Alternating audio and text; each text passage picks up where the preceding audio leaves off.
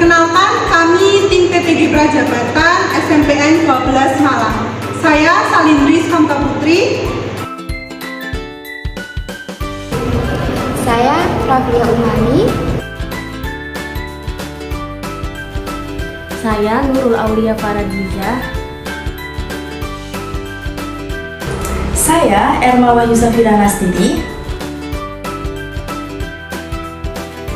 Halo, perkenalkan, nama saya Yurika. Halo, saya Yusika Ariyanti. Dalam video kali ini, kami akan membahas mengenai analisis asesmen yang telah diterapkan di kelas, serta memberikan ulasan mengenai asesmen tersebut. Analisis asesmen tersebut telah dikaitkan dengan konsep perkembangan, kemudian juga lingkungan, serta kemampuan peserta didik. Kelompok kami ditugaskan pada SMPN 12 Malang.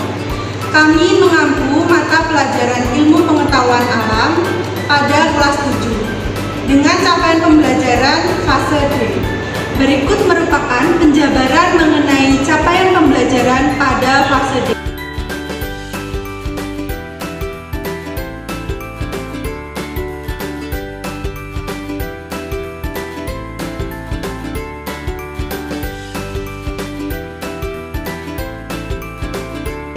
Adapun tujuan pembelajaran adalah sebagai berikut. 1. Dengan melakukan aktivitas pengukuran yang dipilih sendiri, peserta didik dapat membedakan pengukuran baku dan pengukuran tidak baku secara tepat. 2. Dengan objek pengukuran yang dipilih sendiri, peserta didik dapat membaca dengan benar skala pada alat ukur yang sering dipergunakan dalam kehidupan sehari-hari. Beberapa di antaranya adalah alat ukur panjang, alat ukur massa, dan alat ukur waktu. 3. Dengan memilih tema dan laporan sendiri, peserta didik dapat melakukan pengukuran besaran, yaitu mencakup besaran panjang, massa, dan waktu, untuk menyelesaikan persoalan sederhana dalam kehidupan sehari-hari secara tepat. Adapun materi ajar atau topik pada asesmen yang dibahas kali ini adalah objek IPA dan pengamatan atau pengukuran. Untuk jenis asesmennya yang digunakan adalah asesmen formatif dan sumatif. Dengan bentuk asesmen berupa soal tertulis, unjuk kerja, atau penilaian antar teman, kemudian juga ada LKBD. Sini akan menjelaskan bagian mana di dalam asesmen yang menunjukkan kesesuaian dengan tahap perkembangan peserta didik. Jadi, bagian dari asesmen ini yang menunjukkan dengan tahap perkembangan peserta didik terletak pada asesmen sumatif, di mana dalam penyusunan asesmen sumatif sendiri sudah disesuaikan dengan tujuan pembelajaran, serta penyusunan tujuan pembelajaran sendiri sudah disesuaikan dengan tahap perkembangan peserta didik pada fase D, yaitu pada fase perkembangan peserta didik kelas 7 SMP. Seperti itu. Bagian mana dalam asesmen tersebut yang menunjukkan kesesuaian dengan perlunya mempertimbangkan lingkungan budaya dan karakteristik peserta didik? Bagian dalam asesmen yang menunjukkan kesesuaian dengan perlunya mempertimbangkan lingkungan budaya dan karakter peserta didik kami tunjukkan ini kami lakukan di awal pembelajaran berupa pertanyaan pemantik. Dalam materi pengukuran ini kami sajikan pertanyaan pemantik, yaitu dengan pertanyaan, apakah kalian pernah membeli oleh-oleh apel hijau khas Malang? Kalian pernah memperhatikan bagaimana pedagang saat menimbang apel tersebut? Atau dengan pertanyaan lain seperti bagaimana cara pedagang tersebut menimbang apel yang ingin kalian beli? Pertanyaan pemantik ini kami sesuaikan dengan lingkungan budaya dan karakteristik peserta didik yang berada di Kota Malang, di mana hal ini kami sesuaikan dengan karakteristik dan lingkungan budaya orang Malang, yaitu oleh-oleh khas Malang berupa apel hijau. Contoh pertanyaan sederhana ini disesuaikan dengan lingkungan budaya dan karakteristik peserta didik dalam contoh kegiatan sehari-hari sebagai warga Kota Malang. Bagian dalam asesmen yang menunjukkan kesesuaian dengan kemampuan peserta didik terdapat pada asesmen formatif yang berupa LKPD atau Lembar Kerja Peserta Didik. LKPD ini kami sesuaikan dengan kemampuan serta gaya belajar peserta didik. Kami juga memberikan kesempatan kepada mereka untuk memilih tema praktikum yang mereka minati.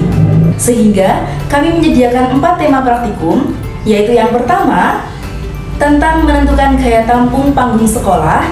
Tema yang kedua, yaitu tentang menentukan berat badan ideal. Kemudian tema yang ketiga, yaitu menentukan kelajuan. Serta yang terakhir atau tema yang keempat, yaitu tentang sampah sekolah kita. Selain sesuai dengan kemampuan peserta didik, dengan membebaskan mereka memilih tema praktikum ini, berarti mereka sudah mendapatkan kemerdekaan belajar. Lalu, bagian mana yang menunjukkan kesesuaian bahwa asesmen sudah memberikan ruang bagi peserta didik untuk memberikan umpan balik terhadap proses pembelajaran mereka? Nah, bagian dari asesmen yang menunjukkan kesesuaian bahwa sudah memberikan ruang bagi peserta didik untuk memberikan umpan balik terhadap proses mereka adalah asesmen formatif. Asesmen formatif ini terletak pada bagian penilaian afektif atau sikap. Penilaian afektif dilakukan dengan peserta didik melakukan pengamatan dan memberikan nilai antar teman terhadap sikapnya selama proses pembelajaran berlangsung. Sikap yang dinilai selama proses pembelajaran itu yaitu mencakup 3 hal. Yang pertama adalah sikap disiplin, sikap kerjasama, dan juga ketelitian. Dari hal yang sudah dilakukan tersebut, maka antar peserta didik akan dapat memberikan ataupun menerima umpan balik atau feedback mengenai proses pembelajaran yang mereka lakukan. Hal ini dilakukan dengan tujuan agar terjalin komunikasi dan kepedulian antar peserta didik. Selain itu juga bertujuan untuk menjadi bahan evaluasi dan juga refleksi masing-masing peserta didik untuk proses pembelajaran di lain hari agar menjadi yang lebih baik. Jika kita menjadi guru di kelas tersebut untuk meningkatkan asesmen yang sesuai dengan perkembangan peserta didik, lingkungan belajar, budaya, karakteristik, dan kemampuan peserta didik, maka hal yang harus kita lakukan adalah yang pertama, membuat peserta didik lebih fokus dalam pembelajaran dengan meningkatkan inovasi dan variasi metode pembelajaran. Yang kedua yaitu menciptakan manajemen kelas yang lebih menarik agar sesuai dengan karakteristik peserta didik yang masih kelas 7 yang gampang bosan, masih suka bermain. Yang ketiga, memperhatikan budaya dan lingkungan di sekitar kita untuk diintegrasikan dalam proses pembelajaran. Kemudian, memperhatikan karakter dan kemampuan peserta didik agar asesmen yang kita buat sesuai dan tepat. Dari analisis yang kita lakukan, asesmen tersebut sudah sesuai dengan perkembangan peserta didik, lingkungan belajar dan budaya, serta pembelajaran dilakukan dengan berdiferensiasi sesuai dengan karakteristik dan kebutuhan peserta didik yang beragam.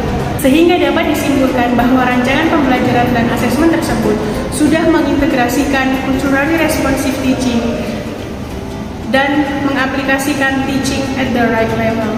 Demikian hasil dari analisis dan ulasan kami mengenai asesmen yang telah diterapkan. Mohon maaf bila ada kurang dalam penyampaian. Wassalamualaikum warahmatullahi wabarakatuh.